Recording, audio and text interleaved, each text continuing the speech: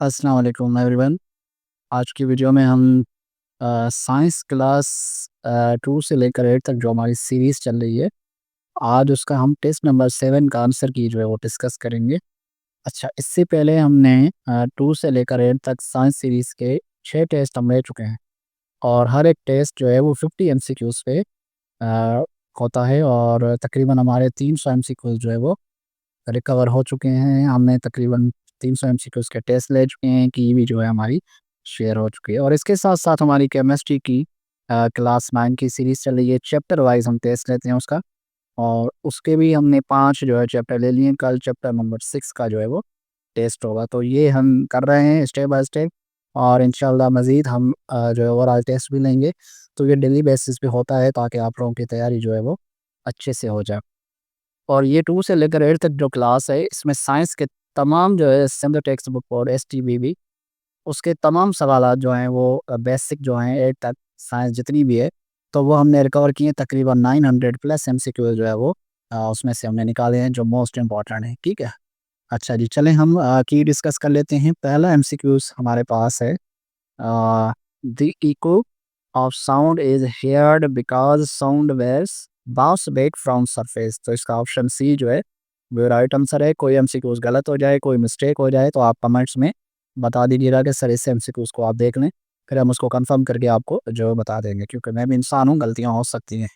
अच्छा जी, question number 2 है the ability of birds to fly in the dark without hitting obstacle is due to echo location. मतलब उनको रात में भी ज़ाहिर है नज़र आता है तो वो इको लोकेशन की वजह से जो है उनको नज़र आता है और वो आप ईज़िली जो है वो फ्लाई करते हैं बर्ड्स। क्वेश्चन नंबर 3 है prolonged listening to loud sound can cause damage to ears। ठीक है।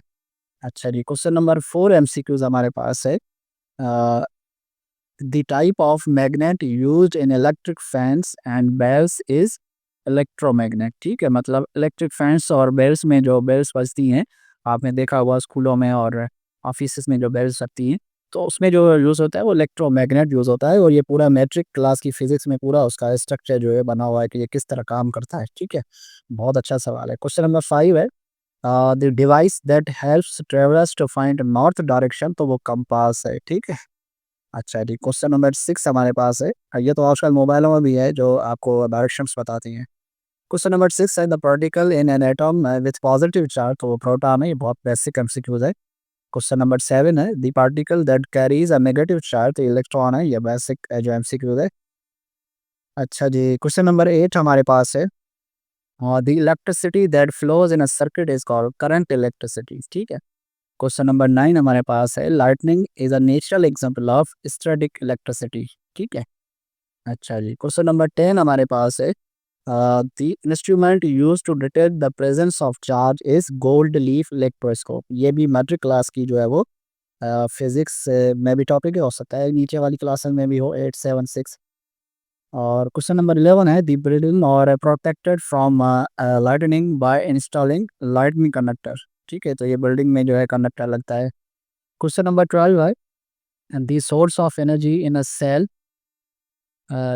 Of battery is used to push charge. ठीक है, मतलब जो सोर्स ऑफ एनर्जी सेल में होती है जो बैटरी तो पुश वो चार्ज होती है। अच्छा जी, क्वेश्चन नंबर 13 है sorry the device use to stop और allow current in a circuit is a switch. मतलब जो device use to allow current, मतलब जो जैसे आप जो है वो बोर्ड की मिसाल ले लें तो बोर्ड को भी हम डिवाइस कहेंगे क्योंकि जब तक हम स्विच नहीं लगाते कोई चीज़ ऑन ऑफ नहीं होती है। सिंपल जो है वो चीज़ है। Question number 14 the complete path through which current flow is called circuit. मतलब जो सर्किट होता है वो एक पूरा रास्ता है जहाँ से करंट जो है पास होता है। ये फिजिक्स का क्वेश्चन है। क्वेश्चन नंबर 15 है friction between our hands produce heat. आप हाथों को रब करते रहेंगे तो फ्रिक्शन पैदा होगा और वो फ्रिक्शन जो है वो क्या होगा, हीट पैदा करेगा। जैसे हम सर्दियों में आमतौर पे हाथों को रब करते हैं। मॉलिक्यूल्स और फॉर्म्ड क्वेश्चन नंबर 16 है by groups of atoms. Molecules जो होती है वो ग्रुप ऑफ एटम्स से जो वो बनते हैं, मतलब ग्रुप ऑफ एटम्स मिलते हैं तो मॉलिक्यूल्स बनता है। ठीक है, जैसे H2O है। ठीक है, ये भी एक मॉलिक्यूल है। तो इसमें ग्रुप ऑफ एटम्स मिलते हैं हाइड्रोजन के और ऑक्सीजन के। ठीक है, तो ये सवाल था। क्वेश्चन नंबर 17 है the faster molecules move the more heat is produce. मतलब जितने मॉलिक्यूल तेजी से जो है बढ़ेंगे तो हीट भी उतनी जो है वो पैदा होगी। क्वेश्चन नंबर 18 है, the device used to measure temperature, ये तो थर्मामीटर है, मेरे ख्याल से ये चौथी बार रिपीट हुआ है एमसीक्यूज। अच्छी बात है अगर एमसीक्यू कोई रिपीट होता है एवरीडे साइंस में, फिर साइंस में फिर हम नॉर्मल जो पढ़ रहे हैं तो हाँ, आपको सवाल याद हो जाता है। क्वेश्चन नंबर 19 है, the marks on a thermometer tube और कॉर्ड, इसके जो उस पे मार्किंग होती है कि 30 डिग्री 40 डिग्री जैसे हमें पता चलता है, बुखार वगैरह चेक करते हैं, रीडिंग्स जिसको बोलते हैं। क्वेश्चन नंबर 20 है, the liquids commonly used inside a thermometer, तो वो मर्क्यूरी होता है और इसकी एक खासियत होती है, फिजिक्स में ये जो है वो आप 9th क्लास में पढ़ते हो। क्वेश्चन नंबर 21 है, human body temperature normally remains at 98.6 degree Fahrenheit. ठीक है, तो ये तो फ़ारेनहाइट में है और सेल्सियस में अगर बोले तो 37 डिग्री है। क्वेश्चन नंबर 22 है, सॉरी ये क्वेश्चन नंबर 22 हमारे पास है, the boiling point of pure water जो है 100 डिग्री है। क्वेश्चन नंबर 23 है, पुश और pull applied on object known as force. Question number 24 है, a toy car moves forward when pushed because of force, मतलब अगर कार का एक टॉय उसको मूव करते हैं, पुश होता है, तो उसको हम फोर्स कहते हैं। क्वेश्चन नंबर 25 है, the force that pools all object over the earth is called gravity. Her objects को जो फोर्स नीचे की तरफ खींचता है, नीचे की तरफ अट्रैक्ट करता है, तो उसको हम बोलते हैं, वो कौन-सा फ़ोर्स है? वो ग्रेविटी फ़ोर्स है जिसको हम बोलते हैं G इज़ इक्वल्स टू 9.8, आपने पढ़ा होगा फिज़िक्स में, ठीक है? अच्छा जी। क्वेश्चन नंबर 26 हमारे पास है, a force can change the shape, ये कैसे होता है? फ़र्ज़ करें आपके पास कोई रबर है, आप अगर उस पे फ़ोर्स लगाएँगे तो उसकी शेप भी चेंज हो जाएगी, ठीक है? तो मतलब किसी भी चीज़ पे आप फ़ोर्स लगाते हैं तो वो ज़ाहिर है उस ऑब्जेक्ट की जो है शेप जो है क्या हो जाती है? चेंज हो जाती है। क्वेश्चन नंबर 27 है, machines need which form of input to work, तो ये एनर्जी होती है, ज़ाहिर है उनको एनर्जी की ज़रूरत होती है, तो जब भी वो काम कर रही होती हैं मशीन्स, ठीक हो गया। क्वेश्चन नंबर 28 है, in our arm the elbow acts as the fulcrum, मतलब जो हमारी एल्बो है वो फुलक्रम के तौर पे जो है वो करती है काम, और लोड एफर्ट का भी आएगा सवाल इंशाल्लाह। क्वेश्चन नंबर 29 है, pulley and lever help us by reducing efforts, मतलब वो हमारा जो एफर्ट है जहाँ ज़्यादा लगेगी तो हम पुली जो है वो यूज़ करेंगे, तो वो हमारा काम जो है पुली भी मशीन है तो इजीली हो जाएगा, ठीक हो गया।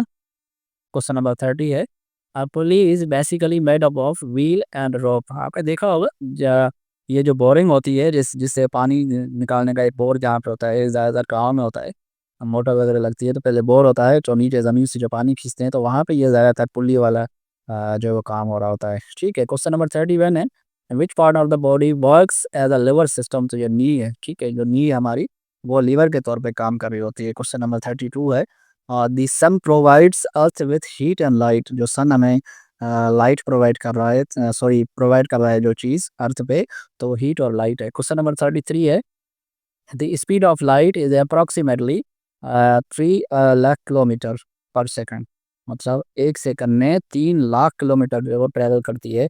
देखिए कितनी स्पीड है लाइट की, ठीक है।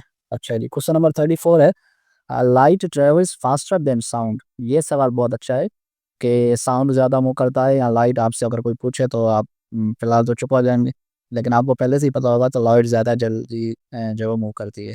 क्वेश्चन नंबर 35 है, light always moves in straight lines, ये मैं आपको पहले भी एमसीक्यूज करा चुका हूँ, ये दो, एक तो स्पीड वाला और एक ये रिपीट हुआ है, अच्छी बात है, इस तरह के एमसीक्यू रिपीट होने चाहिए। क्वेश्चन नंबर 36 है, a group of light rays is called beam of light, ठीक है।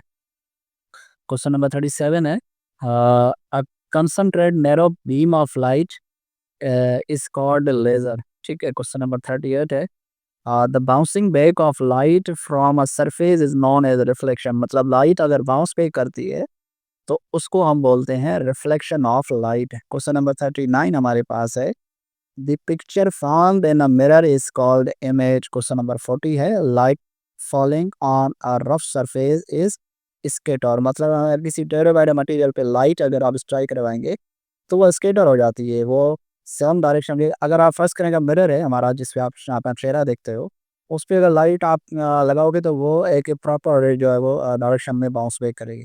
लेकिन आप अगर किसी ऐसे मटेरियल पे आप कर लें जो टेढ़ा मेढ़ा हो, जिसकी शेप प्रॉपर ना हो, तो लाइट स्कैटर हो जाती है, ये बहुत सिंपल सी चीज़ है, ठीक है। अच्छा जी, क्वेश्चन नंबर 41 है, object which produce their own light are called luminous object, ये पहले भी हम डिस्कस कर चुके हैं, ल्यूमिनस, नॉन ल्यूमिनस और ट्रांसपेरेंट क्या होते हैं। Question number 42, the earth shape is best described as geoid. B option है वो राइट है, ठीक है। स्फीयर भी नहीं है, फ्लैट डिस्क भी नहीं है, ये जियोइड है, कोई वर्ड है ज्योमेट्रिकल। क्वेश्चन नंबर 43 है, the protective blanket of gases around earth is called atmosphere, ठीक है।